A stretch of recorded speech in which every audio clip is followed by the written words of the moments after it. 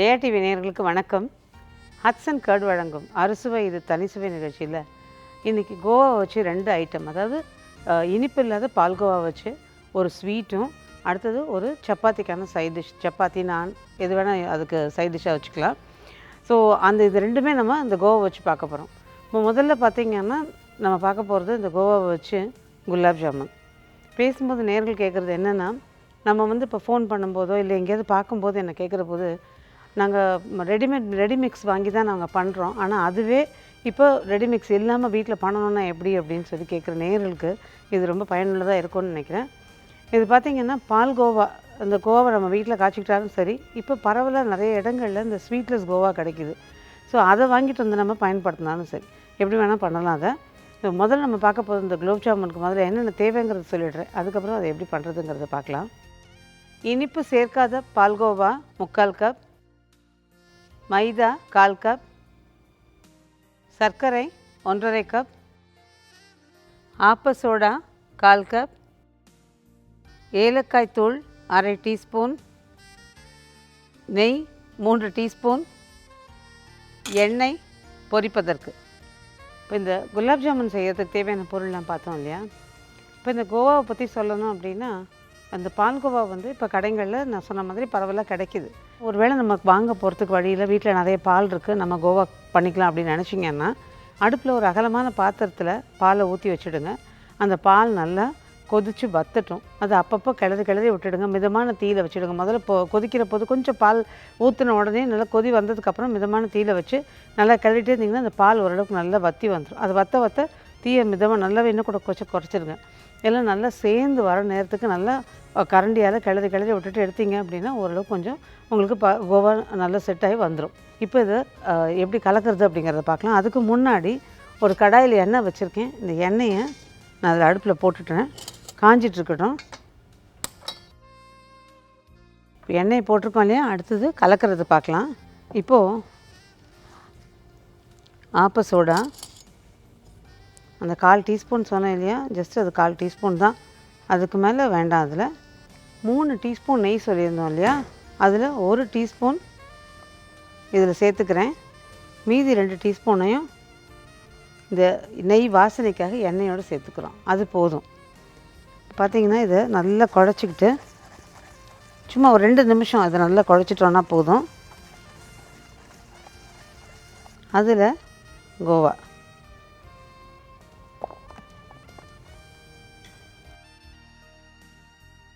இதை நல்லா உதுத்து விட்டு அதோட கலந்துக்கங்க. இது கடையில் கொஞ்சமாக தண்ணி ரெடியாக ஊற்றி வச்சுக்கலாம்.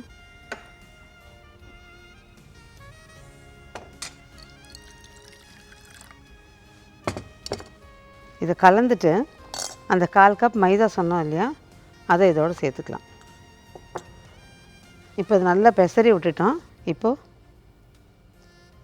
லேசாக தண்ணி தெளித்து பிசையணும், ஊற்றக்கூடாது. நம்ம இதை பிசைஞ்சிட்ருக்க நேரம் நம்ம வச்சுருந்த எண்ணெய் இப்போ சூடாகிட்டுருக்கு.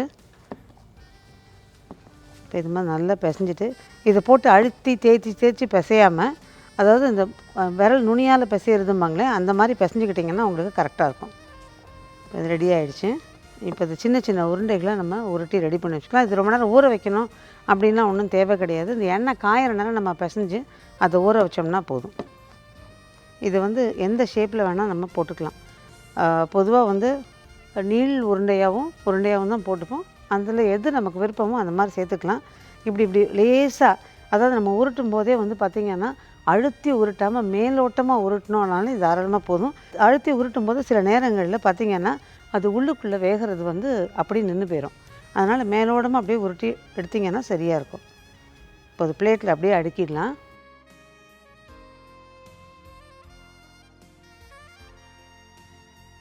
இப்போ பார்த்திங்கன்னா எல்லாம் உருட்டி ரெடியாக வச்சுட்டோம். நான் கையில் ஒரு சின்ன உருண்டையை வச்சுருக்கேன்.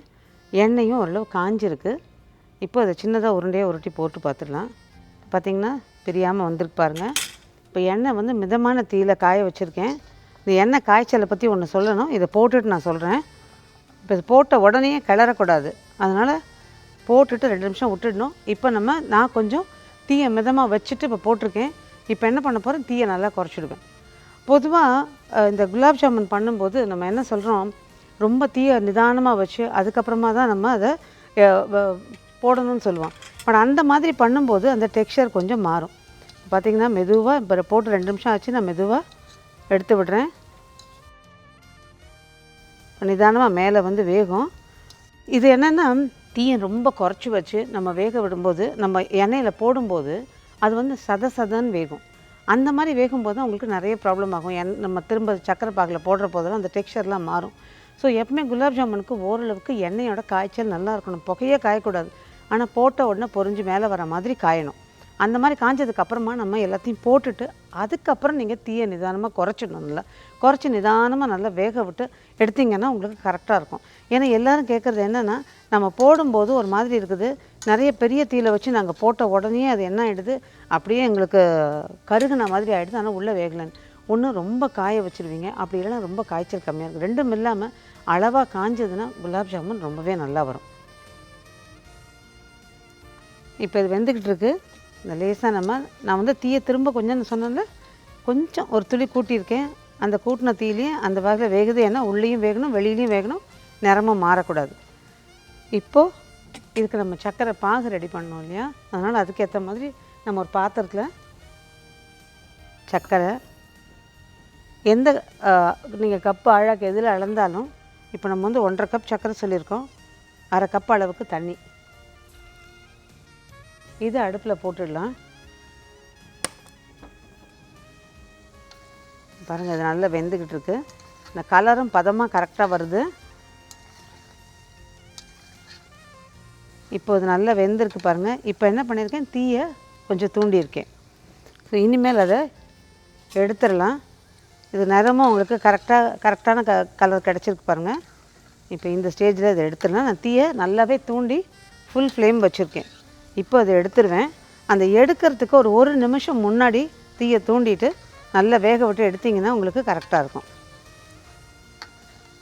இந்த 1 நிமிஷம் மட்டும் அந்த பெரிய தீயில் அது வேகட்டும், கலர் கொஞ்சம் கூட கிடைக்கும். ஓகே, இப்போ இது அடுப்பு ஆஃப் பண்ணிடலாம்.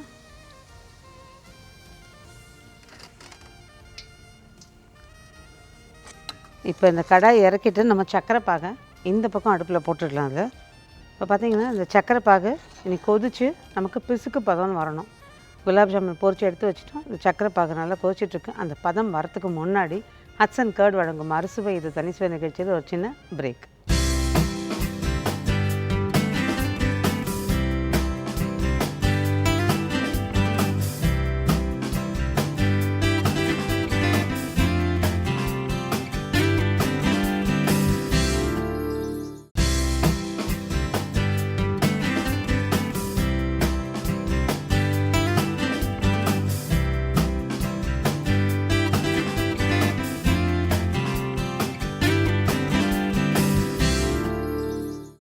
Welcome back to Hatsun curd வழங்கும் அறுசுவை இது தனிசுவை. இப்போ நம்ம குலாப் ஜாமுன் பொரிச்சு வச்சுருந்தோம், சக்கரை பாகு அடுப்பில் வச்சுருந்தோம். இந்த சக்கரை பாகு பதம் வர வரைக்கும் கொதிக்க விட்டுட்டுருந்தோம். இப்போ பார்த்திங்கன்னா கரெக்டாக இந்த பதம் வந்துருச்சு. இப்போ பார்த்திங்கன்னா இது வந்து பிசுக்கு பதம்னு சொல்லுவாங்க இல்லையா, இப்போ விரலில் தொட்டு பார்த்திங்கன்னா பிசு பிசுன்னு ஒட்டும். இந்த பதம் வந்ததுன்னா உங்களுக்கு கரெக்டாக இருக்கும். இப்போ நான் அடுப்பை ஆஃப் பண்ணிடுறேன். இதுக்கு மேலே கொதிக்க விட வேண்டாம். சக்கரை பாகு நிறைய நிகழ்ச்சியில் சொல்லியிருக்கோம். பார்த்திங்கன்னா சக்கரை பாகு வைக்கும்போது தீயை குறைச்சி வச்சு நல்லா சர்க்கரையை கரையை விட்டுட்டு முதல்ல கொதிக்கும் போது பார்த்திங்கன்னா ரசகுல்லாவுக்கெல்லாம் போடுற பதம் நல்லா ஒரு 5 நிமிஷம் நல்லா ஒரு 3 நிமிஷம் 5 நிமிஷம் கூட இல்லை 3 நிமிஷம் நல்லா கொதிச்சோடனே வடிகட்டி எடுத்து வச்சுட்டு அது ரசகுல்லாலாம் போட்டோன்னா அந்த ரசகுல்லாவுக்கான பதம் அது கரெக்டாக இருக்கும். அடுத்த ஸ்டேஜ் குலாப் ஜாமுன், அதான் அந்த பிசுக்கு பதம், பிசு பிசுன்னு கையில் ஒட்டும் அந்த ஸ்டேஜ். அதுக்கு அடுத்தது பார்த்திங்கன்னா அரைக்கம்பி பதம். இது வந்து இந்த லட்டு பூந்தி லட்டுக்கெல்லாம் போடுறோம் இல்லையா, அந்த பதத்துக்கு உங்களுக்கு, அதாவது கிளாஸியாக இருக்கிற பாதுஷா இதுக்கெல்லாம் கூட இந்த அரைக்கம்பி பதம். அடுத்தது 1 கம்பி பதம். இந்த 1 கம்பி பதம் மைசூர் பாக்கு இதுக்கெல்லாமே நம்ம எடுத்துப்போம். அடுத்தது 2 கம்பி பதம், அதுக்கு அடுத்தது முத்தின பதம். இந்த ஸ்டேஜ் பை ஸ்டேஜ் அது வந்து அடுத்து மாறிக்கிட்டே இருக்கும். அதனால் தீயை நிதானமாக குறைச்சி வச்சு ஒவ்வொரு ஸ்டேஜ் நமக்கு எந்த ஸ்டேஜ் தேவையோ அதில் எடுத்துக்க கரெக்டாக இருக்கும். இப்போ நமக்கு வந்து இந்த 2வது ஸ்டேஜ் பிசுக்கு பதம், இதில் தான் நம்ம இறக்கி வச்சுருக்கோம். இப்போ பார்த்திங்கன்னா இதில் வந்து நம்ம உடனே அந்த குலாப் ஜாமுன் பொரிச்சதையும் சூடாக போட முடியாது, பாகு சூடாக இருக்கும்போதும் போட முடியாது. பெரும்பாலும் நம்ம வந்து இது சூடாகவே போட்டுட்டோம் அப்படின்னா மேல் தோல் வழண்டா மாதிரியும் உள்ளுக்குள்ள ஒரு பாகமும் தனித்தனியாக வந்த மாதிரி ஆயிரும்.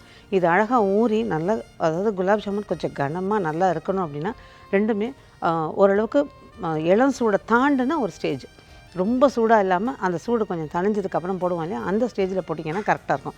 இப்போ நம்ம வந்து இதில் ஏலக்காய் தூளை போட்டு ரெடியாக வச்சுருக்கலாம். கலந்துட்டு நம்ம இன்னும் ஒரு அகலமான பாத்திரத்தில் நான் போட்டு ரெடியாக வச்சுருந்தேன். ஸோ சீக்கிரம் நமக்கு ஆறும். அடுத்தது நம்ம வந்து இந்த குலாப் ஜாமுன் போடுறதுக்கு ரெடி ஆகிடும். அது இப்போ பார்த்திங்கன்னா இந்த பாத்திரத்தில் ஊற்றி வச்சிடுறேன்.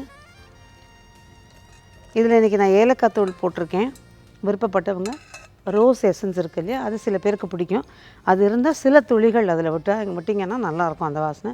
ஸோ ரெண்டுமே நமக்கு இது ஆப்டாக இருக்கும். அதே மாதிரி இன்றைக்கி குலாப் ஜாமுன் வந்து நம்ம சும்மா அப்படியே உருட்டி பண்ணியிருக்கோம். இதில் வந்து விருப்பப்பட்டவங்க திராட்சை அல்லது கலவையாக நம்ம பருப்பு வகைகளை கலந்துக்கிட்டு அதை கொஞ்சம் உள்ளே வச்சு அதுக்கப்புறமா அந்த உருண்டையை மூடியும் எல்லாம் பண்ணலாம். ஸோ சரியாக இருக்கும். இப்போ அது கொஞ்சம் ஆறுனதுக்கப்புறம் நம்ம போடணும். இப்போ பார்த்திங்கன்னா ஓரளவுக்கு மிதமான சூட்டில் இருக்குது. இப்போ நம்ம இதில் போட்டுடலாம். இது குறைஞ்சது ஒரு மணி நேரம் 2 மணி நேரம் ஊறுச்சுன்னா உங்களுக்கு நல்லாயிருக்கும். இது அப்பப்போ நம்ம வந்து கிளறி விட்டுக்கிட்டே இருந்தோம்னா கரெக்டாக இருக்கும். இன்னொன்று என்னென்னா, இதை போட்டுட்டோம் அப்படிங்கிறதுனால அதை அப்படியே விட்டுடாமல் கிளறி விடணும். அடுத்தது கட்டாயம் மூடி போடக்கூடாது. கொஞ்சம் நேரம் அது வந்து நல்லா அதோட கலந்து வச்சு அந்த சூடை நல்லா ஆறுனதுக்கு அப்புறமா தான் நம்ம இதில் மூடியே போடணும். இப்போ பார்த்திங்கன்னா நல்லா பரட்டி விடுங்க. அப்போ அது அடி மேல், அதாவது கீழே இருக்கிற சில நேரங்களில் பார்த்திங்கன்னா நம்ம வீட்டில் வச்சுருக்க பாத்திரத்தில் கீழே வந்து நிறையா நிற்கும், மேல் பக்கம் வந்து பட்டும் படாமல் நிற்கும். ஸோ நம்ம பரட்டி விடும்போது நல்லா ஊறினது மேல் பக்கமும் ஊறாது கீழ் பக்கமும் போயிடும். அந்த மாதிரி மாற்றி நம்ம பரட்டினோன்னா கரெக்டாக இருக்கும்.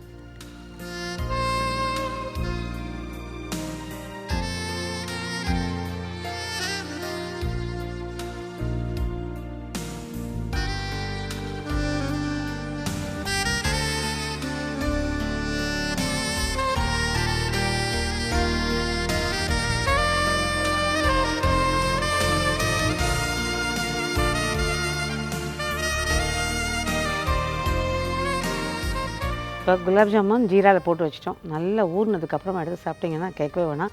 அதுவும் ஒரு கப் வெனிலா ஐஸ்கிரீமோடு அது சர்வ் பண்ணோம் அப்படின்னா பிரமாதமாக இருக்கும்.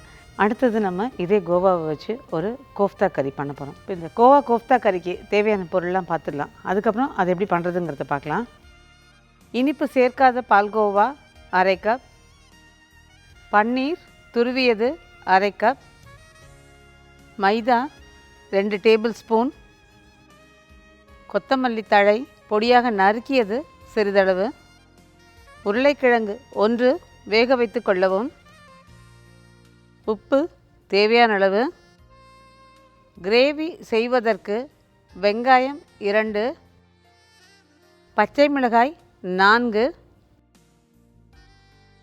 முந்திரி 10, இஞ்சி பூண்டு விழுது 2 டீஸ்பூன், வெண்ணெய் 2 டேபிள் ஸ்பூன், புளிக்காத தயிர் 1/4 கப், ஃப்ரெஷ் க்ரீம் எனப்படும் பால் 7 சிறிதளவு, கரம் மசாலா 1/2 டீஸ்பூன், எண்ணெய் கோஃப்தாக்களை பொரிப்பதற்கு தேவையான அளவு. இப்போ பார்த்திங்கன்னா இந்த கோஃப்தா கறிக்கு தேவையான பொருள்லாம் பார்த்தோம். நான் ஒரு பக்கத்தில் எண்ணெய் காய வச்சுருக்கேன், இன்னொரு பக்கம் கொஞ்சம் தண்ணியை கொதிக்க வச்சுருக்கேன். இது அடுத்தது முதல்ல நம்ம என்ன பிசைய போகிறோம் அப்படிங்கிறத பார்க்கலாம். அதாவது கோஃப்தாக்கு என்னென்ன சேர்க்க போகிறோங்கிறத பார்க்கலாம். அது ரெடி ஆகிறதுக்குள்ளே இது ரெண்டும் சூடு ரெடி ஆகிடும். இப்போ பார்த்திங்கன்னா நம்ம கோஃப்தாக்கு சொல்லியிருந்தோம் இல்லையா, இனிப்பு சேர்க்காத பால்கோவா 1/2 கப் அளவுக்கு. இது பன்னீரும் புளிக்காமல் நல்ல புது பன்னீராக இருக்கணும், அதையும் பார்த்து வாங்கிக்கணும். அடுத்தது உருளைக்கிழங்கு, அதை வேக வச்சு தோல் உரித்து வச்சுருக்கேன், அதையும் இதோடு சேர்த்துக்கலாம். இப்போ லேசாக உடச்சி விடலாம். அதை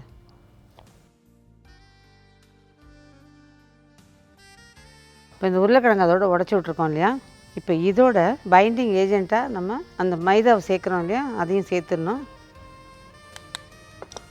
கொஞ்சமாக உப்பு, அந்த கோஃப்தாக்கு தேவையான அளவு உப்பு போட்டுக்கலாம்.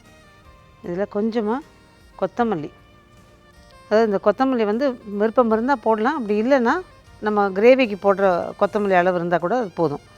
இப்போ இதை நல்லா கலந்து விட்டுடலாம். இதுக்கு இடையில் நம்ம இந்த கிரேவிக்காக நம்ம வெங்காயத்துக்காக நான் தண்ணி வச்சுருந்தேன், அந்த தண்ணி கொதிச்சிட்ருக்கு. இது 2 நிமிஷம் அதில் போட்டுடலாம்.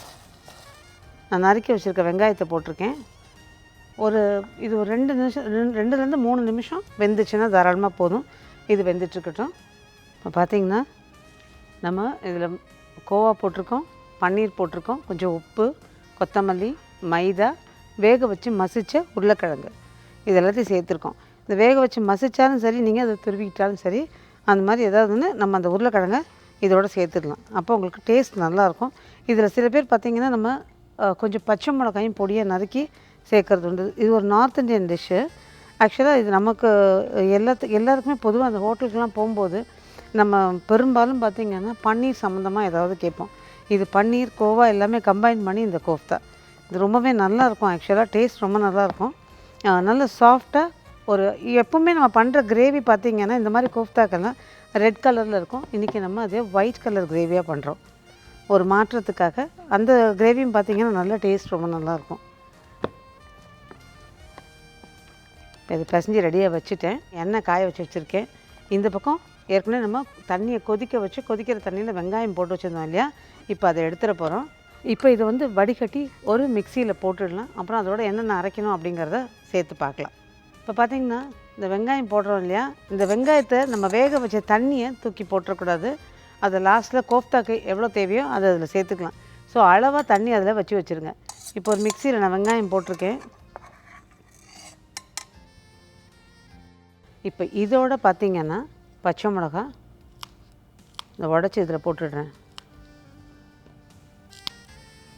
முந்திரி பருப்பு, இஞ்சி பூண்டு பேஸ்ட். இப்போது இதை நல்லா விழுதாக அரைச்சிட்டு வந்துடலாம். போட்டிருக்கிறது பார்த்திங்கன்னா வெங்காயம், பச்சை மிளகா, வேக வச்ச வெங்காயம், பச்சை மிளகா, அதுக்கப்புறம் முந்திரி, இஞ்சி பூண்டு பேஸ்ட் இது எல்லாத்தையும் சேர்த்து நம்ம இப்போ நல்லா நைஸாக அரைச்சிட போகிறோம். இப்போ பார்த்திங்கன்னா அந்த விழுதை அரைச்சி ரெடியாக வச்சுட்டோம். நம்ம கோஃப்தாக்கு பிசைஞ்சு வச்சுருந்தோம் இல்லையா, அதெல்லாம் நல்லா உருட்டிடலாம். இது நம்ம பெரிய சைஸாக வேணும்னா ஹோட்டல்லாம் பார்த்திங்கன்னா 2 பெரிய சைஸ் வச்சு கொடுத்துருவாங்க. நல்ல அந்த கோஃப்தான்னு பார்த்திங்கன்னா ஒரு ட்ரேயில் கிரேவியோடு கொடுப்பாங்க. பட் வீடுங்களில் பண்ணுற போது சின்னதாக நம்ம கொடுத்தோன்னு வச்சுக்கோங்க, அது வேஸ்ட் இல்லாமல் குழந்தைங்க அதை எடுத்துப்பாங்க. ஸோ இப்போ நம்ம எண்ணெய் காஞ்சிட்ருக்கு. நம்ம ஏற்கனவே நான் குலாப் ஜாமுன் சொன்ன மாதிரி முதல்ல ஒரு சின்ன உருண்டை உருட்டி போட்டு பார்ப்போம். இது பிரியாமல் வந்ததுன்னா அப்படியே போடலாம். பிரியிற மாதிரி இருந்ததுன்னா கொஞ்சம் மைதா சேர்த்துக்கலாம், கொஞ்சமாக மைதா. இப்போ பார்த்திங்கன்னா உருட்டி வச்சிட்டோம். நான் எண்ணெயை காய வச்சுருக்கேன். ஒரு பிஞ்ச் அப்படியே நம்ம கிள்ளி போட்டு பார்க்கலாம். இப்போ பார்த்திங்கன்னா நல்லா பிரியாமல் வருது. இப்போ இந்த உருண்டைகளை போட்டுடலாம். இப்போ தீயை கொஞ்சம் ஜாஸ்தி தான் வச்சுருக்கேன். இனிமேல் தான் தீயை குறைக்க போகிறேன். இதில் இன்னொரு விஷயம், எண்ணெய் நிறைய வச்சுருக்கோமேங்கிறதுக்காக குலாப் ஜாமுனுக்கும் சரி எதுக்கும் சரி நம்ம நிறைய போட்டுட்டோம் அப்படின்னா அந்த சூடு தணியும் போது உங்களுக்கு அந்த கன்சிஸ்டன்சி கிடைக்காது, அதாவது அந்த டெக்ஸ்சர் கிடைக்காது. ஸோ இப்போ நம்ம தீயை குறைச்சிடலாம். நிதானமாக நல்லா அது வெந்து மேலே வரணும். ஒரு 2 நிமிஷம் அதை நல்லா வேக விட்டு மெதுவாக அப்புறமா எடுத்து விட்டோம் அப்படின்னா அழகாக நல்ல ஒரே மாதிரி வெந்து ஈவனாக வரும். அப்போ நம்ம அப்பப்போ பரட்டி விட்டுக்கலாம்.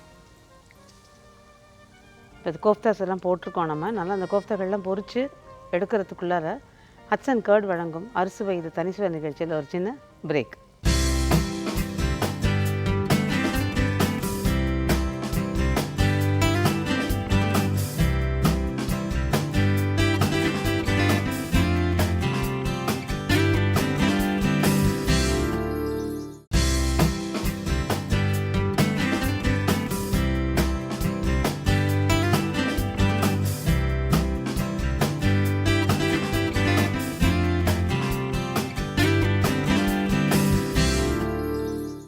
Welcome back to Hatsun curd வழங்கும் அறுசுவை இது தனிசுவை. பார்த்திங்கன்னா நம்ம பொரிச்சிக்கிட்டு இருக்க கோஃப்தாலாம் கரெக்டாக நிறம் மாறணும்னு எடுக்கணும்னு சொன்னோம் இல்லையா. இப்போ பார்த்திங்கன்னா கரெக்டாக நிறம் மாறிக்கிட்டு வருது. இதை 2 நிமிஷம் அதை எடுத்துடலாம். இது அப்படியே. ஸோ இப்போ நம்ம போட்டிருக்க அந்த கோஃப்தாவை எடுத்துடலாம். கரெக்டான கலரில் வந்திருக்கு.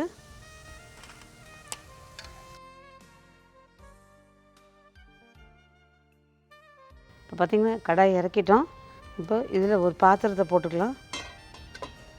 இப்போ அந்த வெண்ணெய் சொன்னேன் இல்லையா, அந்த வெண்ணெய் தான். இப்போ மிதமான தீயில் அந்த வெண்ணெய் 2 டேபிள் ஸ்பூன் வெண்ணெய் சொன்னோம் இல்லையா, அந்த வெண்ணெயை போட்டுக்கலாம். இது எண்ணெய் வேணுனாலும் எண்ணெய் போட்டுக்கிட்டு கொஞ்சமாக வெண்ணெயை கலந்துக்கிறதுனாலும் கலந்துக்கலாம், அது அவரோட இஷ்டம். பட் வெண்ணெய் போடும்போது உங்களுக்கு அந்த ஃப்ளேவர் கிடைக்கும். வெண்ணெய் முழுக்க உருகக்கூடாது, லேசாக உருகிருக்கு. இந்த ஸ்டேஜில் நம்ம அரைச்சி வச்சுருக்க விழுது. இந்த பச்சை வாசனை போக இதை நல்லா வதக்கணும். கொஞ்சம் கொஞ்சமாக பச்சை வாசனை போக ஆரம்பிச்சிருக்கு. இப்போ இப்போ இதில் கொஞ்சம் கொத்தமல்லி, அது வதங்கும் போது அதுவுமே ஒரு நல்ல வாசனை கொடுக்கும். இது நல்லா வதங்குற நேரத்தில் இந்த பக்கம் அந்த வெங்காயம் வேக வச்ச தண்ணியை ஒரு தடவை நான் சூடு பண்ணிக்கிறேன்.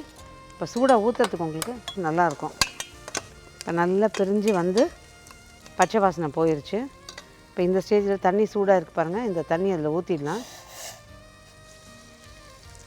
டீ கொஞ்சம் ஜாஸ்தி பண்ணியிருக்கேன், தண்ணியும் ஊற்றிருக்கேன். இப்போ இந்த தயிரையும் நல்லா பீட் பண்ணிக்கோங்க. இப்போ இதுக்கு தேவையான அளவு அந்த கிரேவிக்கு, அந்த குழம்புக்கு தேவையான அளவு நம்ம அதில் உப்பை சேர்த்துடலாம். இப்போ தீயை கொஞ்சம் குறைச்சிடுங்க. இப்போ நம்ம எடுத்து வச்சுக்க ஃப்ரெஷ் க்ரீம் அதையும் இதில் ஊற்றிடலாம்.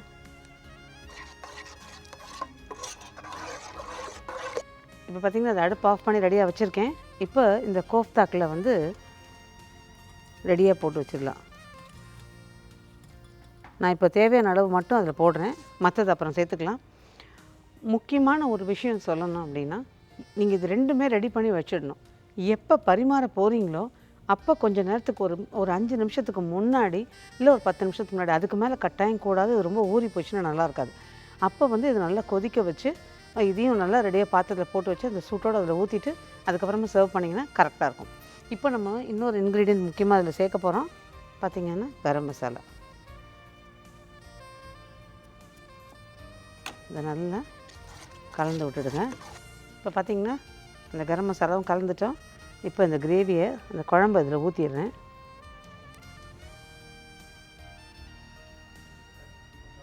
நம்ம இந்த ஃப்ரெஷ் க்ரீம் வச்சுருக்கோம் இல்லையா, அதை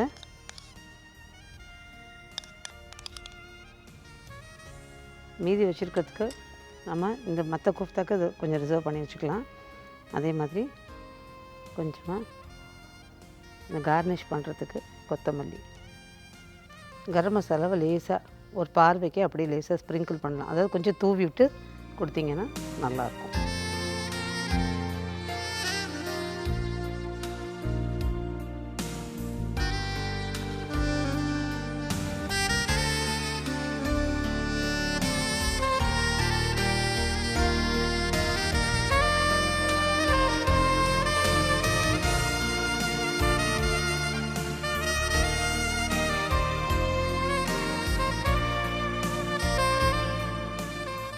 இப்போ இந்த 2 டிஷ்ஷுக்கான ரீகேப். முதல்ல குலாப் ஜாமுன் கொஞ்சம் ஒரு சிட்டிகை ஆப்ப சோடாவும் கொஞ்சம் நெய்யும் போட்டு நல்லா தேய்ச்சிட்டு, அதுக்கப்புறம் இந்த கோவாவை போட்டு நல்லா உதுத்து கலந்துக்கிட்டு, அதுக்கப்புறம் மைதாவும் போட்டு நல்லா உதுத்து விட்டுட்டு, தேவையான அளவு தண்ணி தெளித்து நல்லா பிசைஞ்சிக்கிட்டு சின்ன சின்ன உருண்டைகளாக உருட்டி ரெடியாக வச்சுட்டோம். எண்ணெயை காய வச்சு நல்லா நிதானமான தீயில் உருட்டி போட்டு பார்த்தோம். அது நல்லா மேலெழும்பி வர மாதிரி காஞ்சதுக்கப்புறமா இதையும் அந்த உருட்டி வச்சுருக்க உருண்டைகளை போட்டு நல்லா 2 பக்கமும் வெந்து போகாமல் நல்லா உள்புறமும் வெளிப்புறமும் வேகிற மாதிரி வேக விட்டு எடுத்து ரெடியாக வச்சுக்கணும். ஒரு பாத்திரத்தில் சர்க்கரையும் தண்ணியும் போட்டு அது நல்லா கரைஞ்சி கொதிக்க ஆரம்பித்தோன்னா பிசுக்கு பதம் வரும்போது அதை இறக்கி ஏலக்காய் தூளை போட்டு ரெடியாக வச்சிடணும்.